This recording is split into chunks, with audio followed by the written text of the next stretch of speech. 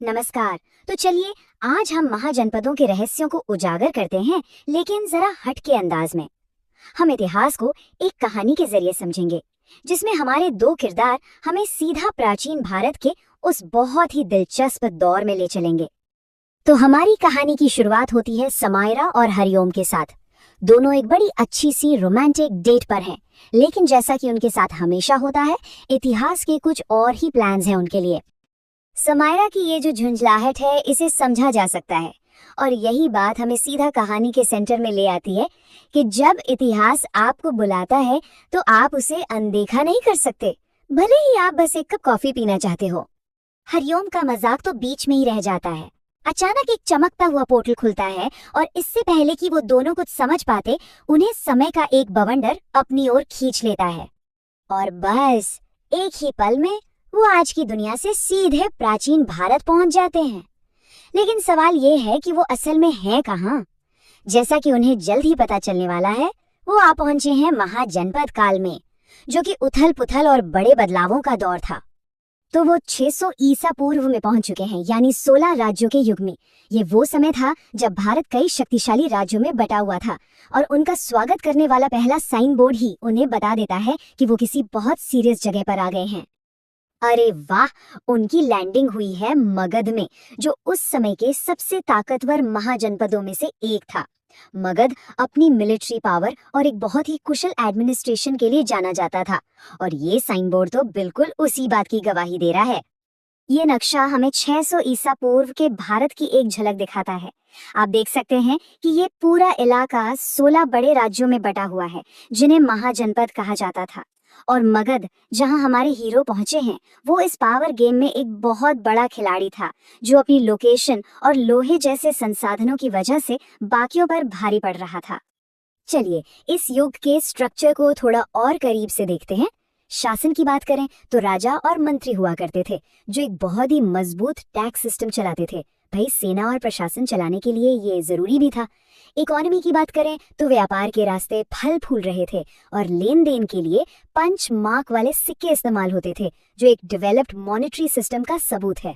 और सामाजिक तौर पर ये संगठित शहरी जीवन और फलते फूलते शहरों का दौर था, जहां आर्ट और कल्चर भी खूब पनप रहा था। अभी वो इस नए माहौल में ढलने की कोशिश ही कर रहे होते हैं कि एक घबराया हुआ सैनिक भागता हुआ आता है। वो खबर लाता है कि कोई अजीब काला दानव हथियार चुरा रहा है। ये साफ है कि इस टाइमलाइन में कुछ तो बहुत गड़बड़ है। समायरा और हरिओम इस काम करने के तरीके को पहचानते हैं। ये कोई और नहीं, उनका पुराना दुश्मन बिलिन है, और अगर वो यहाँ है तो इसका सीधा मतलब है कि वो इतिहास को अपने खतरनाक इरादों के लिए बदलने की फिराक में है। बिलेन का इरादा बिल्कुल साफ है। वो इन राज्यों से टेक्नोलॉजी चुराकर एक हथियार बनाना चाहता है, जिसे वो मजाक में महाब्लास्ट पद कह रहा है। अब देखिए, नाम सुनने में भले ही बचकाना लगे, लेकिन खतरा 100% असली है। बिलेन ने मगध, अवंती, कोसल और वत्स को टारगेट किया है। ये उस समय के सबसे शक्तिशाली और तकनीकी रूप से सबसे एडवांस राज्य थे। ये अपने बेहतर हथियारों और मिलिट्री की रणनीतियों के लिए जाने जाते थे। अगर बिलेन कामयाब हो गया तो वो पूरे युग का संतुलन बिगाड़ सकता है।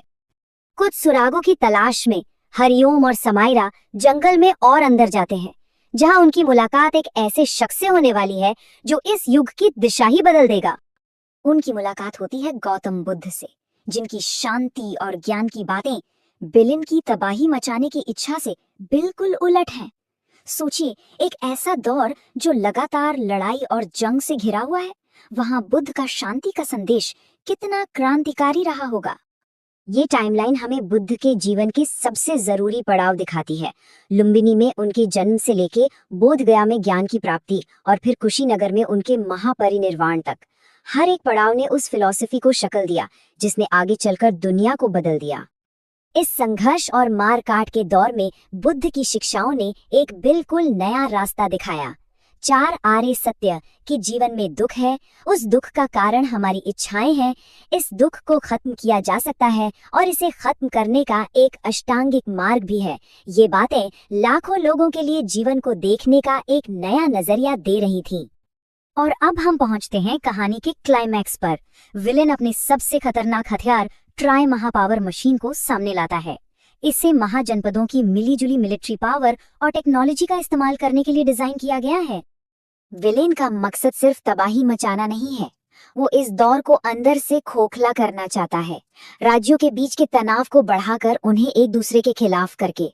विडंबना देखिए, वो उनकी ही ताकत को उन्हीं के खिलाफ इस्तेमाल कर रहा है। तो यहाँ हम असली टकराव देखते हैं।